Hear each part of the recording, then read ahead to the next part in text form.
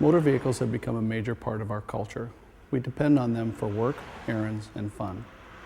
For some of us, the act of driving has become so routine that we often combine it with other tasks which can draw our attention away from the road. For others, driving can be stressful, maneuvering through heavy traffic and trying to arrive on time, regardless of the rules of the road.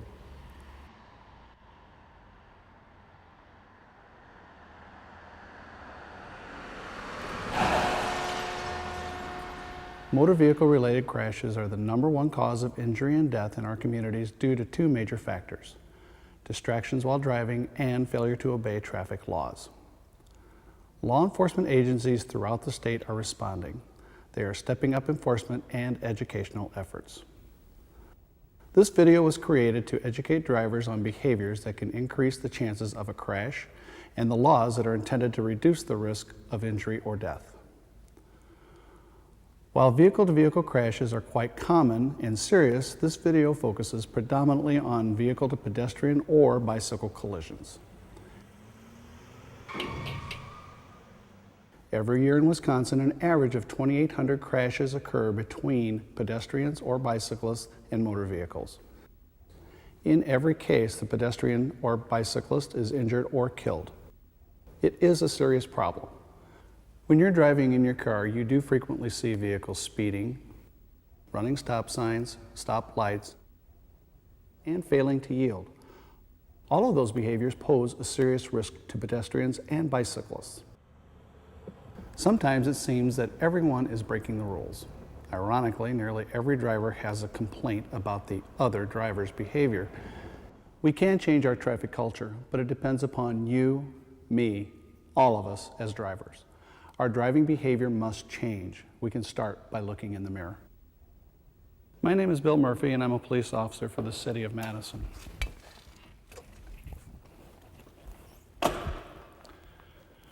We are here today to ask for your help. When law enforcement officers stop traffic law violators, most drivers claim that they didn't know they were breaking the law or say they were just following the flow of traffic. And on occasion, we even see violation on the part of fleet vehicles, delivery trucks, and sadly, police cars when driving in a non-emergency situation. Those of you who are professional drivers represent an organization, whether it's a private corporation or public institution, and should be held to a higher standard. You can act as role models for other drivers. That is why we are making this video.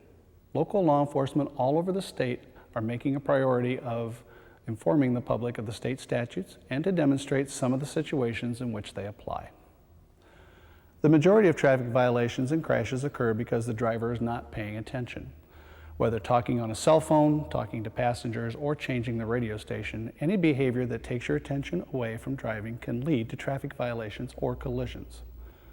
Other common behaviors include speeding to make up for lost time, dwelling on personal concerns or problems, eating, or looking at a map. There are no limits to what can distract us, but remember, every time you drive a vehicle, you need to pay attention to the task of driving. Now we're going to talk about the most common laws that are violated by drivers. State Statute Section 346.57 regulates the speed of vehicles in the state of Wisconsin. If the limit is posted, all drivers, with the exception of authorized vehicles responding to emergency calls, must abide by it. If the speed limit is not posted or unknown, it is defined by the type of road you're driving on.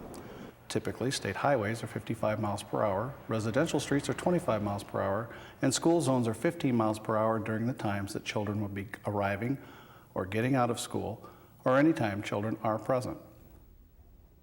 Another statute regulates traffic around school crossings and crossing guards.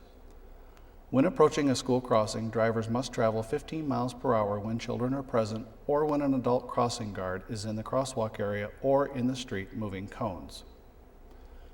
Drivers are also required to obey the direction of crossing guards. If directed to stop, drivers must stop their vehicles between 10 and 30 feet from the school crosswalk and stay stopped until directed by the crossing guard to proceed. If there is no adult crossing guard at the school crosswalk, drivers must travel 15 miles per hour when children are present and yield to pedestrians who are crossing the street. Speed limits are set by engineers.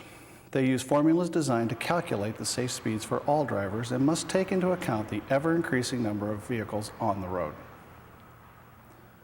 Studies have shown that when vehicles travel 5 to 10 miles per hour over the limit, they drastically increase the risk of severe injuries or fatalities due to crashes. Always travel the speed limit. You may be concerned about interfering with the flow of traffic or being more of a risk to aggressive drivers, but don't let faster vehicles pressure you into breaking the speed limit. Also, don't feel like you're responsible for controlling their speed. If someone passes you aggressively, let them go, and don't worry, someday they will get caught. This statute requires vehicles must yield to pedestrians. That means that the operator of a vehicle is required to reduce speed or stop, if necessary, to avoid endangering, colliding with, or interfering in any way with pedestrian travel. At an intersection or crosswalk where the traffic is not controlled by traffic control signals, the operator of a vehicle must yield to a pedestrian or cyclist who is crossing the roadway, whether in a marked or unmarked crosswalk. Because our current vehicle culture is not pedestrian friendly, many pedestrians stand near the curb afraid to cross, even though they have the legal right of way. When you, as a driver, see a pedestrian waiting and watching to cross the street, you can slow down and stop while indicating to the pedestrian that you are yielding the road to them. The pedestrian has the responsibility to cross wisely, ensuring that any additional traffic lanes are safe.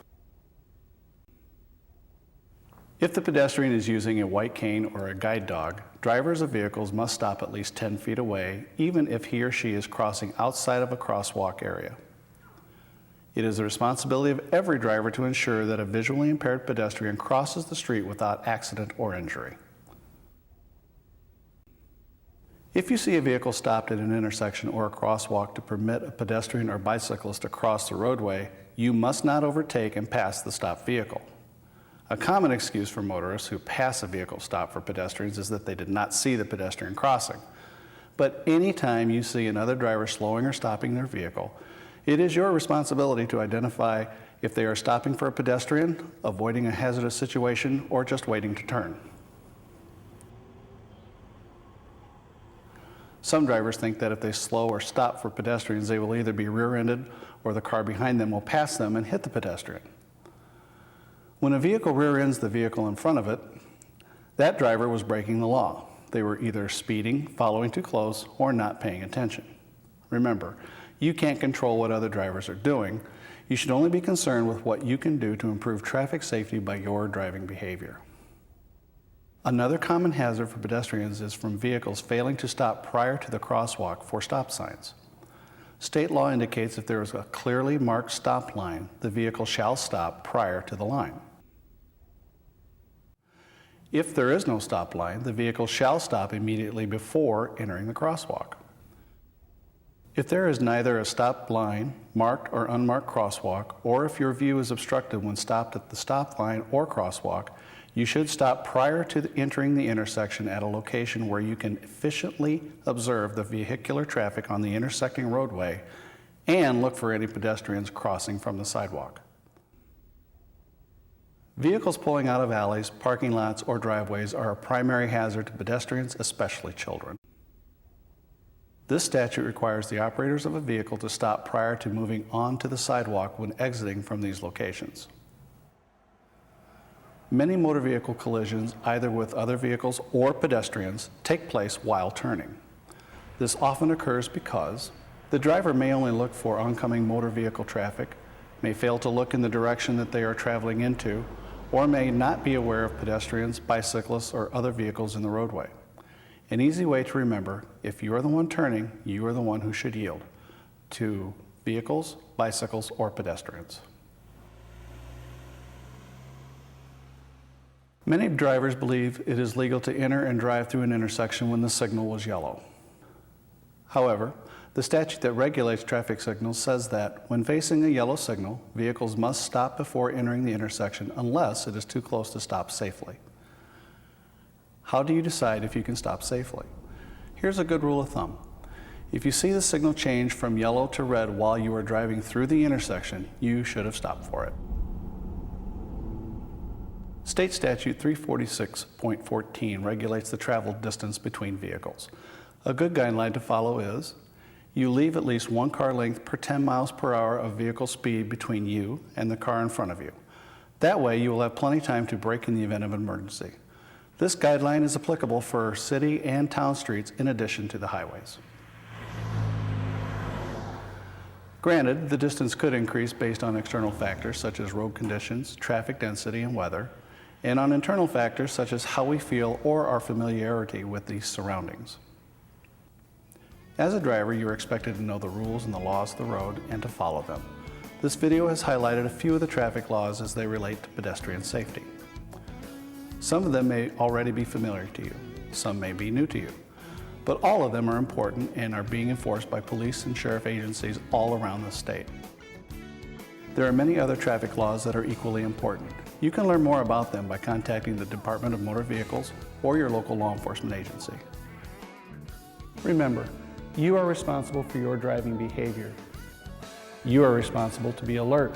You are responsible to know the traffic laws and to abide by them. You are responsible to be attentive when you drive a motor vehicle and to obey all traffic laws. They exist to make the roads safer for all who use them. Thank you for watching.